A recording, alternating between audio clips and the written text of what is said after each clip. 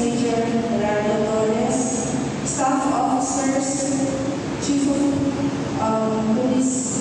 of officers, other police commissioned officers, and police land commissioned officers, non-uniformed personnel, our friends from the barangay, and our awardees. Magandang umaga po sa inyong lahat. Pwede na po kayo umupo. Sorry po. It's really my first time po to be attending this, and I'm very happy to see something like this being done for our police, for our police officers, and natutuwa po ako na maganda siya kasi ating yung ating gayuni sa ating trabaho. So, maraming salamat po. Paumanin po ako ay hindi ko po alam yung mga protocols. Anyway, it is truly an honor for me as a Rockville International of Pasig to be invited to today's flag ceremony, raising ceremony, and especially to be part of the awarding presentation of awards to our deserving members of the police force and the barangay peacekeeping action teams. Since SI Pasig signed a memorandum of agreement last December 21 with the Pasig Central Police and the legal substations for our PNP WCPP program, SI Pasig has cooperated in several of activities through the coordination of Police Lieutenant Navarra, and we appreciate very much this partnership. First, let me greet all fathers here and also yung mga tumatayong padre de pamilya, lalo ng mga single mothers. A belated Happy Father's Day. Lalo-lalo na po sa ating uniform personnel. Alam ko, marami po siguro sa atin ay hindi na-celebrate ng maayos dahil siguro on duty. And I'm sure na ramdam po ang pagmamahal ng pasasalamat ng inyong pamilya. Marami pong challenges sa mga tatay, hindi na nanay na nasa kapulisan. Marami mga sakripisyo. Halimbawa na lang siguro ay hindi nakakasama sa mga birthday o ibang celebration. Kaya napaka-espesyal na pagbati po ang ating pinaparating sa ating mga fathers sa kapulisan. Sila ay bayani ng tahanan at nanlibugan. Mabuhay po kayo. Happy Father's Day. Today we also honor our deserving and hardworking members of the police force and partners from the barangay. Congratulations to all our awardees. Mabuhay po kayo. On behalf of Rockville International of Pasig, I wish you all the best in the next month. Maaaring ngayon bigay na awardan, pero I'm sure marami pong pagkakataon para sa ating lahat. Naniniwala ako na tuloy-tuloy ang inyong mga magagandang gawain para sa inyong pamilyan. In SI Pasig, as we enter our new Balilo 2022-2024 on July 1st, we have our own theme po. Nagtagdak kami ng theme for our Balilo. And I would like to share this with you today. No gift is too small. Yun po yung aming theme. Naalala niyo po ba yung istorya sa Bible tungkol sa 5 loaves of bread and 2 fish? Naalala niyo po ba? In the story, a little boy shared his 5 loaves of bread and 2 small fish. So, napakakonting naman, di ba? Pero dahil doon, ay nakapag-perform mo ng miracle, di ba? Jesus was able to feed more than 5,000 with those 5 loaves and 2 fish.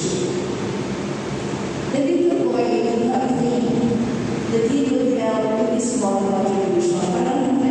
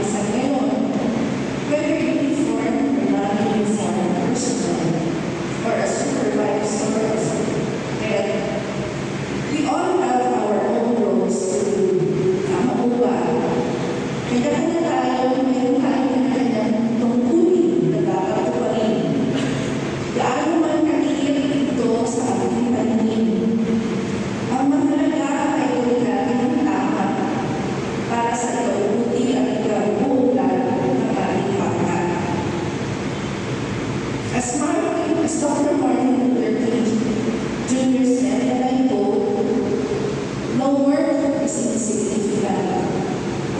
All labor that uplifts humanity has dignity and importance and should be undertaken with painstaking excellence."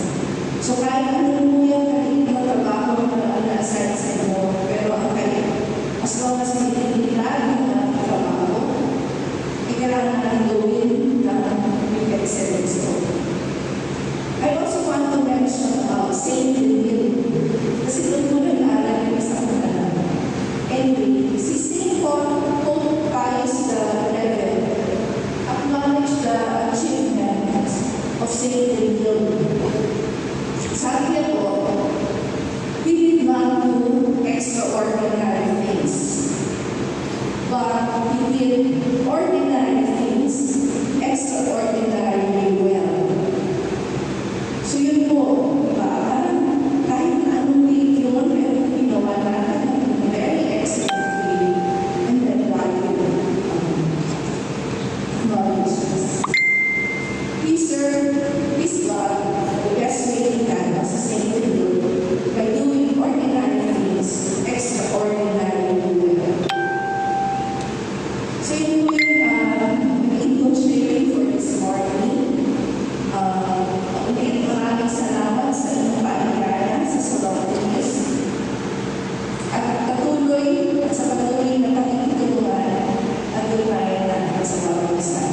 Mabuhay ang ating mga awardees at ipagpatuloy ang inyong mga nasimulang magandang gawain. Yung mga hindi mo nanalo, gawin mo natin para next time tayo naman.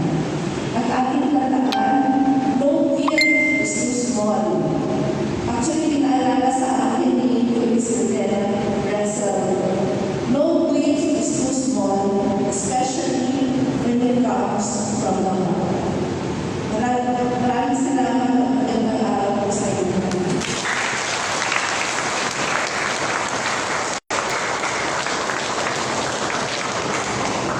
Thank you now for a very inspiring message.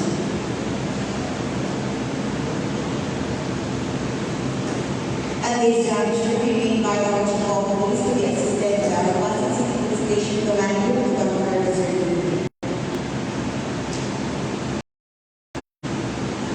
Certificate of appreciation issued by the Senate to Ms. Maria Susana J. Machon, President, Toronto Miss International of Pasig, for her invaluable support and assistance, and specifically for sharing her precious time to join the men and women of Pasig City Police Station as a guest of honor and speaker during the Monday flag raising and awarding ceremony held at the multipurpose hall of headquarters, Pasig City Police Station on June 20, 2022.